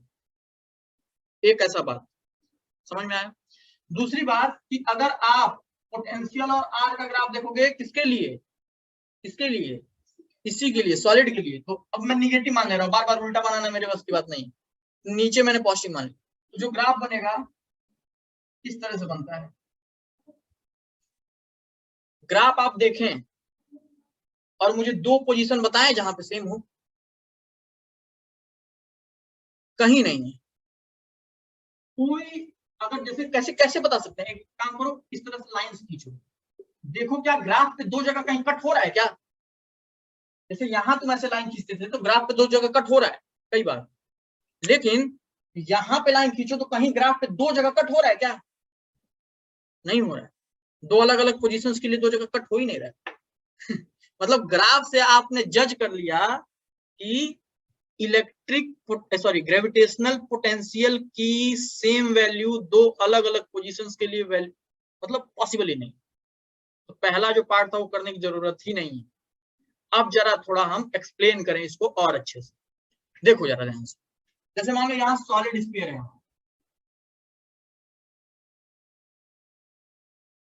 रेडियस r, ये सेंटर O, सेंटर O पे जो पोटेंशियल होता है वो होता है 3/2 ऑफ सरफेस होता है। यहाँ पे मतलब सरफेस पे जो पोटेंशियल होता है वो Vs होता है कितना, -Gm/r, कैपिटल R, सॉरी, ठीक, इतनी बात क्लियर। इनफाइनाइट पे जो पोटेंशियल होगा वो 0 होगा। तो आप देख पा रहे हो कि ये VO आया कितना, VO की वैल्यू आ गई -3/2 GM/R। ठीक है, ये वैल्यू आई। अब जरा मेरी बात ध्यान से समझो, आप देख रहे हो कि यार ये क्या है, ये 1.5 GM/R है, ये 1 GM/R है, और यहाँ इंफिनिटी पे जाके 0 हो जा रहा है। मतलब मैक्सिमम वैल्यू से शुरुआत हो रही है और करते करते करते करते 0 तक चला जा रहा है। मतलब इसके पास एक हायर लिमिट है, एक लोअर लिमिट है, बीच में कहीं, मतलब समझो मेरी बात, कहीं पे ऐसा नहीं है कि वैल्यू सेम हो जाए, ऐसा नहीं है कि पॉजिटिव से निगेटिव में कन्वर्ट हो रहा है या निगेटिव से पॉजिटिव में कन्वर्ट हो रहा है कि वैल्यू सेम आएंगी, नहीं। ये सीधा सीधा क्या है कि मैक्सिमम वैल्यू से शुरू हो रहा है, फिर घटते जा रहा है, और कहां तक घट रहा है, 0 तक डायरेक्ट। और ग्राफ से भी आप समझ गए और इस तरह से भी समझ गए कि सेंटर पे मैक्सिमम वैल्यू है। वो अलग बात है कि निगेटिव में है, निगेटिव अगर थोड़ा देखें आप, मैग्नीट्यूड देखें तो सेंटर पे सबसे मैक्सिमम वैल्यू, उसके बाद धीरे धीरे धीरे धीरे वैल्यू घटती है, और घटते घटते सरफेस पे इतना आ गया, फिर इन्फिनिटी जाते जाते 0 हो जाता है। मतलब कभी रिपीटेड वैल्यू नहीं आएंगी यहाँ। लेकिन अगर वही आप इलेक्ट्रिक फील्ड की, सॉरी ग्रेविटेशनल फील्ड की बात करोगे, तो वहां पे ग्राफ से पता चल रहा है कि भाई 2 पोजीशंस के लिए वैल्यू सेम हो सकती है, और वहां पे देखोगे आप तो वेरी करता है। ठीक है, वहां पे सेंटर पे जो होता है, वो सॉलिड स्फीयर के सेंटर पे जो होता है, वहां पे कितना होता है, ये फार्मूला हम यूज करते हैं, GmX/R³। ये इनसाइड पॉइंट के लिए ये यूज होता है, आउटसाइड पॉइंट के लिए बदल जाता है। ठीक है, तो वहां पे वेरिएशन ऐसा होता है कि भाई कभी ना कभी मैच करेगा। तो मतलब यहाँ पे समझो, यहाँ पे क्या मैं बताने वाला हूँ। तो ग्राफ से कैसे जज करेंगे, बार बार क्वेश्चन सॉल्व करने की जरूरत नहीं है, पहले जज कर लीजिए कभी 2 पॉइंट एग्जिस्ट करेगा कि नहीं करेगा। तो पहला वाला एग्जिस्ट नहीं करेगा, एक्सप्लेनेशन आप ग्राफ से भी करोगे, और ये तरीका भी आप अपनाओगे एक्सप्लेन करने के लिए। ठीक, इसको मैं एक बार और दिखा दे रहा हूँ, चाहो तो स्क्रीनशॉट ले। ठीक है, एक्सप्लेन जरूर करना अपने नोट में ये सब। ठीक है, अब आते हैं दूसरे सवाल पे, ले लिया। ठीक है, अब दूसरे सवाल पे आते हैं कि भैया अंदर सेंटर से R/4 डिस्टेंस पे जो इलेक्ट्रिक फील्ड हो, बाहर के कौन से वाले डिस्टेंस पे जो होगी, सरफेस से कितने दूरी पे जाके वो इलेक्ट्रिक फील्ड की वैल्यू होगी। ठीक है, D दूरी पे, सरफेस से D दूरी पे। अब जरा देखते हैं, ये निकालते हैं। ठीक, मिटा रहा हूं। अब देखो, यहाँ पे सॉलिड स्फीयर हमने बनाया, कह रहा है कि बाहर के किस पॉइंट, मान लो ये पॉइंट P है जो कि सरफेस से D दूरी पे है, ये O है, और यहाँ पे कोई पॉइंट जो है S है, मान लो ये जो है सरफेस से R/4 दूरी पे, यही क्वेश्चन कह रहा है। तो S का इलेक्ट्रिक पोटेंशियल जो हो, इलेक्ट्रिक मैं बार बार कह रहा हूँ, ग्रेविटेशनल भाई, ग्रेविटेशनल पोटेंशियल जो हो, जो हमने I से करा था, S का जो ग्रेविटेशनल पोटेंशियल हो वो P के ग्रेविटेशनल पोटेंशियल के बराबर हो। तो S पे हम ग्रेविटेशनल पोटेंशियल भी बोल रहा हूँ क्या मैं बीच बीच में, देखो ग्रेविटेशनल फील्ड की बात हो रही है। ठीक है, S पे जो ग्रेविटेशनल फील्ड है वो क्या होगी, वो होगी GmX/R³। आप ये रिलेशन यूज करते हो। ठीक है, और P पे क्या यूज करते हो, Gm/R²। तो अभी R क्या होगा, ये यहां से यहां तक की दूरी कितनी है, R+D का स्क्वायर, क्योंकि सेंटर से हमको दूरी मेजर करना होता है। ठीक है, तो आप x की वैल्यू आपको पता है, x मतलब ये R/4, अच्छा Gm से Gm कट गया, तो x की जगह क्या रख दोगे, R/4, और नीचे R³ है, और यहाँ पे 1/R+D का स्क्वायर, ये कटा, 2 बचा, तो आया क्या, 1/4R² = 1/R+D का स्क्वायर। अंडर रूट ले लेना दोनों साइड। ठीक है, तो क्या बचेगा, 1/2R = 1/R+D। आप प्लस माइनस ले सकते हैं, कोई दिक्कत वाली बात नहीं है, आंसर सेम आएगा। ठीक है, तो यहाँ पे ये इधर जाएगा, R+D = 2R, तो D की वैल्यू कितनी आ जाएगी, मतलब सरफेस से R दूरी पे हम चले जाएं तो वहां पे जो इलेक्ट्रिक ग्रेविटेशनल फील्ड इंटेंसिटी होगी वो सरफेस से R/4 दूरी पे जो होगी उतनी होगी। ठीक है, इतनी बात आपको समझ में आ गई होगी। ठीक, ऐसे करना है इन सब क्वेश्चंस को। तो हमारे पास टाइम है, चलो ये कॉन्सेप्ट पढ़ना है अभी। ठीक है, तो अब हम अगला जो शुरू करेंगे वो क्या है, अब अगला हमको शुरू करना है चेंज इन पोटेंशियल एनर्जी के बारे में, ठीक। और एक कॉन्सेप्ट हमको पढ़ना है ग्रेविटेशनल पोटेंशियल और ग्रेविटेशनल फील्ड स्ट्रेंथ के बीच में रिलेशन, जैसे इलेक्ट्रिक पोटेंशियल और इलेक्ट्रिक फील्ड स्ट्रेंथ के बीच का रिलेशन होगा। तो हमारा जो नेक्स्ट टॉपिक है वो क्या है, आप कह सकते हैं चेंज इन पोटेंशियल एनर्जी या work done by external agent in moving a body from surface to some height, ठीक है। तो अभी वो देखते हैं, पहले समझते हैं कि क्या कहना चाह रहा हूं। यार समझो, जैसे मान लो कोई अर्थ है, अर्थ है जिसका रेडियस है r, इसका मास है कैपिटल M, ठीक है। और यहाँ पे जो है एक स्मॉल m की बॉडी रखी हुई है। इस स्मॉल m के बॉडी का U1 बोल रहे हैं कि ये जो होगा इसका क्या होगा, ग्रेविटेशनल पोटेंशियल एनर्जी होगी। इस स्मॉल U1 के बॉडी का ग्रेविटेशनल पोटेंशियल एनर्जी कितना होगा, वो होगा G माइनस में m अपॉन r, क्लियर। अब क्या है, इस स्मॉल m की बॉडी को उठा के किसी हाइट पे ले जाना है, h हाइट पे लेके आपको जाना है। अपने आप चला जाएगा क्या, नहीं, ग्रेविटी जाने ही नहीं देगी। तो ले कौन जाएगा, मैं और आप, मतलब एक्सटर्नल एजेंट। तो हमको करना क्या होगा, फेंकना पड़ेगा, एक वर्क करना पड़ेगा, ठीक है। तो इस पॉइंट का जो पोटेंशियल एनर्जी है उसको हम U2 बोल देते हैं, और ये कितना हो जाएगा, माइनस G m अपन दूरी अभी हो जाएगी r प्लस h, ठीक है, ये हो जाएगी। तो हमको करना क्या है, दो चीजें हैं, एक ही चीज को दो तरह से कह रहा हूं कि हमको चेंज इन पोटेंशियल एनर्जी निकालना है या फिर वर्क डन अगेंस्ट ग्रेविटी निकालना है, या work done by external agent निकालना। Work done by external agent, या इसको कह सकते हैं work done against gravity, against gravity, work done against gravity या चेंज इन पोटेंशियल एनर्जी, दोनों बात एक ही है। होगा क्या, फाइनल माइनस इनिशियल, यही होगा। तो फाइनली है कितना, minus G m upon r plus h, और यहाँ माइनस पहले से एक और माइनस ऑलरेडी है तो प्लस हो जाएगा, ये G m upon r, common क्या आएगा, G m अंदर क्या बचेगा, 1 अपॉन r प्लस में हो गया minus 1 upon r plus h, ये बचेगा डेल्टा U। तो डेल्टा U क्या हो जाएगा, ये G m r plus h और यहाँ पे r, ठीक है, समझिएगा। इसमें से ये 1 ऊपर है, अच्छा नहीं 1 ऊपर नहीं है, ऊपर क्या है, ये r plus h minus r से r खत्म, ठीक है। तो ध्यान से समझना, इसमें नीचे से ये वाला जो ब्रैकेट में है ना, इसमें से एक r कॉमन लो, नीचे r स्क्वायर बन जाएगा। तो होगा क्या, डेल्टा U की जो वैल्यू है U आ जाएगी G m अपॉन, ये नीचे r स्क्वायर बना, ऊपर क्या है, ऊपर बचा है h, और ब्रैकेट में क्या बचा है, ये r तो चला गया 1, और यहाँ पे r प्लस h हुआ। अच्छा, G capital M upon r square क्या है, what is this, small g, acceleration due to gravity, यानी कि mgh 1 plus h by r।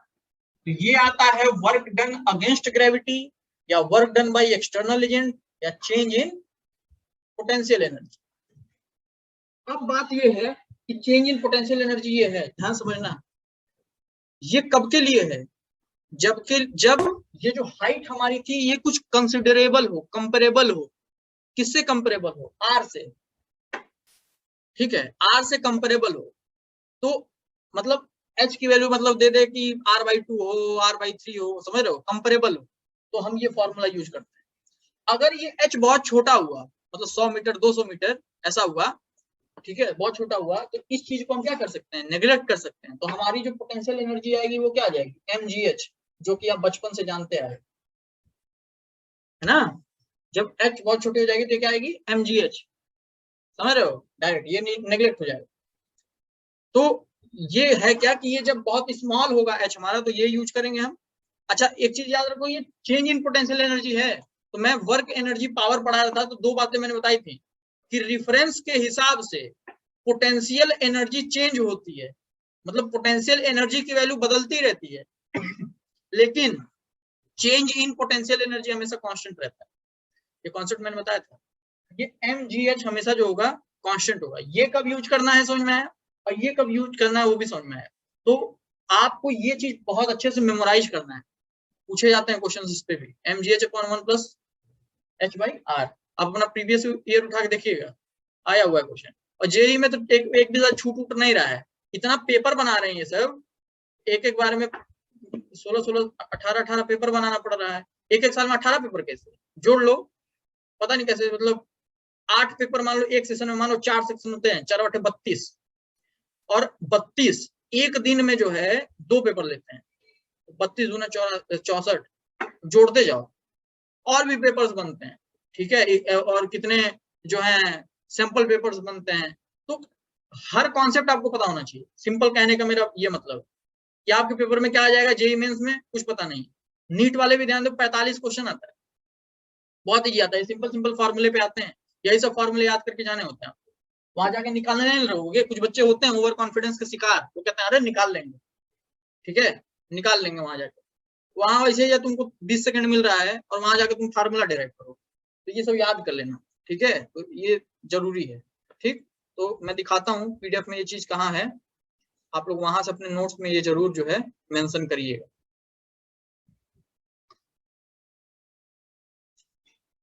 यहाँ है, अब देखो मैंने एक्सप्लेन कर दिया है। फाइनल जो रिलेशन आया है हमारा, क्या आया है, ये देखो आया है, यहाँ पे आ गया वर्क डन, ठीक है। यही क्या है, against, work done against gravity, यानी एक्सटर्नल एजेंट द्वारा, या इसी को हम क्या कह सकते हैं, चेंज इन पोटेंशियल एनर्जी। ठीक, वही लिखा हुआ है कि H is not negligible, is comparable to radius of earth, तब हम ये वाला फॉर्मूला यूज करेंगे। ठीक है, अगर H NR हो जाए तो क्या होगा, H की जगह NR रख देना, ठीक है। H अगर R के बराबर हो जाए तो क्या होगा, H अगर H/R जो होगा बहुत छोटा हो जाएगा तो क्या होगा, तो हम सीधे mgh यूज कर लेंगे। तो यही कह रहा है, ठीक है, कोई दिक्कत वाली बात नहीं है। चलो इस पे भी रिलेटेड मेरे ख्याल से इसमें न्यूमेरिकल्स हैं।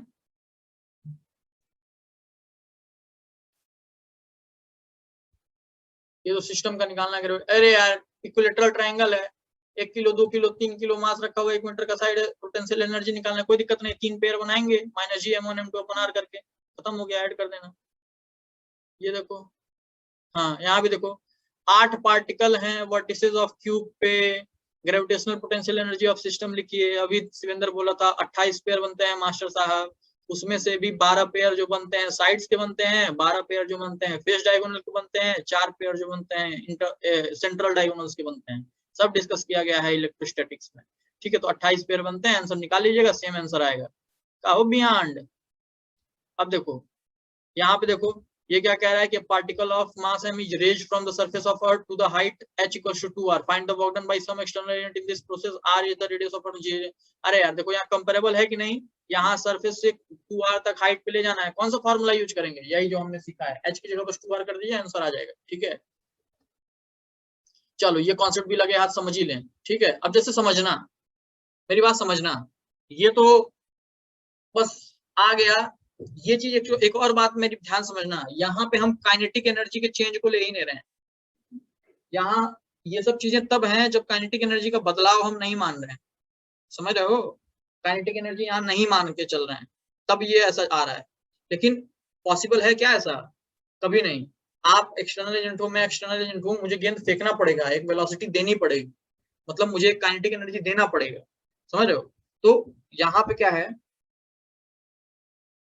ध्यान से देखो, अगर मान लो कह रहा है कि भाई साहब अगर आप v वेलोसिटी किसी बॉडी को दे देते हैं, मतलब ये जो m वाली बॉडी थी इसको आप v वेलोसिटी दे देते हो, तो आप बताइए कि बॉडी मैक्सिमम कितनी हाइट अटेंड करेगी। ठीक, कोई रेजिस्टेंस नहीं है, कुछ नहीं है। देखो ये ग्रेविटेशन का क्वेश्चन भी नहीं है, v वेलोसिटी दे देते हो मतलब कुछ काइनेटिक एनर्जी दे देते हो, और कितनी हाइट अटेंड करेंगी मैक्सिमम, ठीक है। ये सीधा सीधा वर्क एनर्जी पावर का ये न्यूमेरिकल है, कंजर्वेशन ऑफ एनर्जी लगाएंगे, हमारा जवाब आ जाएगा। कुछ फार्मूला वगैरह रटने की जरूरत नहीं होती है, लेकिन क्या करें, किताब वाले आदत से मजबूर हैं। अब देखो जरा, मान लो कि यहाँ पे हमने वी वेलोसिटी को देके ऊपर फेंक दिया, वी वेलोसिटी, तो फाइनल वेलोसिटी, मैक्सिमम हाइट पे फाइनल वेलोसिटी क्या हो जाएगी, 0। मतलब करना क्या है कि बाय कंजर्वेशन ऑफ एनर्जी, लिखना नहीं है वहां पे, बाय कंजर्वेशन ऑफ एनर्जी जो काइनेटिक एनर्जी हम देंगे, जो काइनेटिक एनर्जी मैं प्रोवाइड करूंगा, वही तो मेरा वर्क है। वो वर्क क्या होगा, तो चेंज इन पोटेंशियल एनर्जी में वही होगा, चेंज इन पोटेंशियल एनर्जी जो हम प्रोवाइड कर रहे हैं काइनेटिक एनर्जी। तो half mv square, change in potential energy क्या होता है, mgh 1 प्लस h/r। तो m निपट गया, इस चीज को यहाँ मल्टीप्लाई कर दो, तो half v square plus half h/r, और यहाँ पे gh बचा, ठीक है। तो यहाँ से आप इसको उधर भेज दो, h की वैल्यू निकाल लोगे, तो वो h की वैल्यू आती है जिसको आपको रखना पड़ेगा यहाँ के हिसाब से। लेकिन समझिए सीधी सीधी कॉन्सेप्ट क्या है कि अगर कोई काइनेटिक एनर्जी आप दे के किसी बॉडी को फेंकते हैं, तो वो काइनेटिक एनर्जी उसके पोटेंशियल एनर्जी के चेंज के लिए रिस्पॉन्सिबल होती है। तो वही किया हमने, काइनेटिक एनर्जी को चेंज इन पोटेंशियल एनर्जी बराबर कर दिया। अब फॉर्मूले याद है तो बस ये है, समय की बहुत बचत हो जाती है, ठीक है। तो आप इस तरह से करके v की वैल्यू निकाल सकते हो। और मान लो वैल्यूज दिए हुए हैं, तुमको काहे के लिए फॉर्मूला रखना है, बस इसको यहाँ पे वैल्यूज रखो, v निकालना v निकाल लो, h निकालना h निकाल लो, समझ गए ना। तो कॉन्सेप्ट याद रखो, ये भी जरूरी है। तो यहाँ पे वही देखो, यहाँ पे एक फॉर्मूला निकाला होगा, ये देखो, ये सारा इक्वेट करके यहाँ पे h का फॉर्मूला निकाला होगा, तो आप चाहे तो निकाल सकते हैं, ठीक है। तो कोई दिक्कत वाली बात नहीं है। वही ये दे दिया है कि अर्थ से जो है हम किसी बॉडी को प्रोजेक्ट करते हैं, इनिशियल वेलोसिटी ये देके मैक्सिमम हाइट बता दीजिए, कोई दिक्कत नहीं है। Half mv square equals to mgh upon 1 plus h/2 कर दें, ठीक है। h निकालना है, m से m कट जाएगा, v निकल जाएगा, g की वैल्यू आपको 9.8 दे रखी है, समझ गए, सारी चीजें दे रखी हैं। तो इस तरह से हम कर सकते हैं। अगला जो हमारा टॉपिक है आज का, वो है फील्ड स्ट्रेंथ और ग्रेविटेशनल पोटेंशियल में रिलेशन, ठीक है। तो जरा हम क्विक रिवीजन कर लेंगे, इस चीज का क्विक रिवीजन, इलेक्ट्रोस्टैटिक में इलेक्ट्रिक फील्ड और इलेक्ट्रिक पोटेंशियल में रिलेशन। इलेक्ट्रिक फील्ड और इलेक्ट्रिक पोटेंशियल में जो रिलेशन होता है वो यही होता है। अगर सिंगल डायरेक्शन की बात करेंगे तो E इक्वल टू हो जाता है dv/dx, अगर x डायरेक्शन की बात है माइनस के साथ, ठीक, समझ रहे हो। अगली बात कि अगर 3D स्पेस की बात हो रही है, XYZ की बात हो रही है, तो ग्रेडियंट के टर्म में E यूज होने लगता है। किस तरह से यूज होता है, minus del v upon del X I cap minus del v upon del Y J cap minus del v upon del Z, ठीक है। सारी चीजें डिस्कस्ड हैं ऑलरेडी। पार्शियल डेरिवेटिव है, पार्शियल डेरिवेटिव भी सिखा दिया हूं, कोई दिक्कत वाली बात नहीं है। तो यही रिलेशन होता है, ठीक। इस चीज से क्या होता है, यहाँ से dv की वैल्यू हम निकाल सकते हैं, dv की वैल्यू निकलेगी माइनस e डॉट dx, ध्यान रहे ये बताया गया माइनस e डॉट dx। तो यहाँ पे जब आप चेंज पोटेंशियल डिफरेंस निकालोगे तो निगेटिव इंटीग्रेशन ऑफ क्या आ जाता है, e डॉट dx आ जाता है, फाइनल माइनस इनिशियल करते हैं, ठीक है। तो ये भी रिलेशन आपको वहां इलेक्ट्रोस्टैटिक में पता है, मैं अच्छे से बता ही रहा हूँ, आपको समझ में आ रहा होगा, जो इलेक्ट्रोस्टैटिक पढ़ा होगा उसको समझ में आ रहा होगा, ठीक है। तो अब जरा देखो, वही चीज आपको यहाँ पे दिखाई देगी। टाइम पास ज्यादा नहीं करना है, देखो यहाँ पे, ये देखो ग्रेडियंट v, इसी को ग्रेड बोलते हैं, इसी को ग्रेड v बोलते हैं, ठीक है। ये सारी चीजें देखो सेम सारे रिलेशंस हैं, बस देखो प्लस प्लस किया, आगे देखो माइनस लगाया, जैसे खोलोगे समय अंदर चला जाए, और ये सारी बातें यहाँ पे है। देखो बोला है कि मोर देन वन वेरिएबल, एक से ज्यादा वेरिएबल हो तो ये चीज यूज करना है। dr का मतलब क्या है, dx i cap dy j cap gt cap. Question कराता हूँ अभी समझ में आएगा। अगर एक वेरिएबल है, dr की जगह हम सीधे अगर x डायरेक्शन में तो x यूज कर लेंगे, y डायरेक्शन में y यूज कर लेंगे, z डायरेक्शन में z यूज कर लेंगे, खत्म हो गया खेल। अब ये न्यूमेरिकल मैं कराता हूँ, ठीक है, जरा देखिएगा। वहां पे भी इस तरह के क्वेश्चन हमने कर रखे हैं इलेक्ट्रोस्टैटिक में, लेकिन मैं कराता हूँ, एक रिवीजन हो गया। और मैंने बताया हुआ है कि कब कौन सा फॉर्मूला आपको यूज करना है। तो यहाँ जो है इलेक्ट्रिक पोटेंशियल दे रखा है, कितना दे रखा है, x square Y plus 2xy, ठीक है, x square Y plus 2xy दिया हुआ है। आपको इलेक्ट्रिक फील्ड स्ट्रेंथ निकालनी है, तो जरा मेरी बात ध्यान से समझना। E भी दिया है, E निकालना है, मतलब पार्शियल डेरिवेटिव आपको यूज करना पड़ेगा। तो हम जानते हैं E इक्वल्स टू क्या होता है, minus 2v by 2x I cap minus 2v by 2y j cap, क्योंकि 2 यूज करेंगे, z है ही नहीं। यहाँ पर डिफरेंशिएट करो, 2v बाई 2x निकालोगे तो y कांस्टेंट की तरह काम करेगा और 2x हो जाएगा, प्लस यहाँ पे y कांस्टेंट की तरह काम करेगा और x का डेरिवेटिव 1 हो जाएगा, यहाँ 2y हो जाएगा। ये आ जाएगा हमारा जवाब। ठीक है, अब 2v बाई 2y निकालें तो यहाँ पे क्या आ जाएगा, यहाँ पे आएगा तुम्हारा y x square plus y का 1 हो जाएगा, 2x बचेगा। ठीक, यही वैल्यूज उठा के यहाँ रख दीजिए, आपका आंसर चला आएगा। ठीक है, उसमें क्या कर देना था। ठीक, तो ये जो है आपका जवाब चला आएगा। ठीक,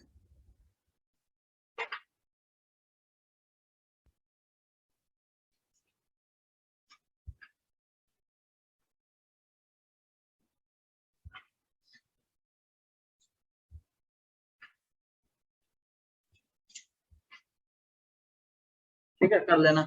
अब जो है ये क्वेश्चन है, इलेक्ट्रिक फील्ड दे रखा है, आपको क्या करना है, इलेक्ट्रिक फील्ड दिया होगा बट ऑब्वियसली बात है पोटेंशियल डिफरेंस निकालना होगा ए से बी तक। इसको भी मैं कर दे रहा हूँ। अरे ये समझ गए ना, ये वैल्यू उठा के यहाँ रख देनी है, दूसरी वाली यहाँ रख देनी है। ठीक है,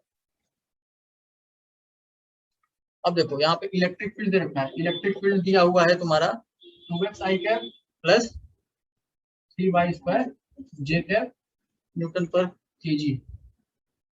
हाँ भाई, न्यूटन पर केजी होगा, कूलम्ब लिख रहा था। अब ये देखो 2 4 से लेके 6 0 तक जा रहा है। ये जो है 2 4 दिया हुआ है और बी जो है 6 0 दिया हुआ है। ठीक, अब आपको इलेक्ट्रिक पोटेंशियल निकालना है। जब इलेक्ट्रिक फील्ड दिया हुआ इलेक्ट्रिक पोटेंशियल निकालना हो तो हम जानते हैं dv इक्वल्स टू, आप सीधे सीधे ये यूज करो, E डॉट dr।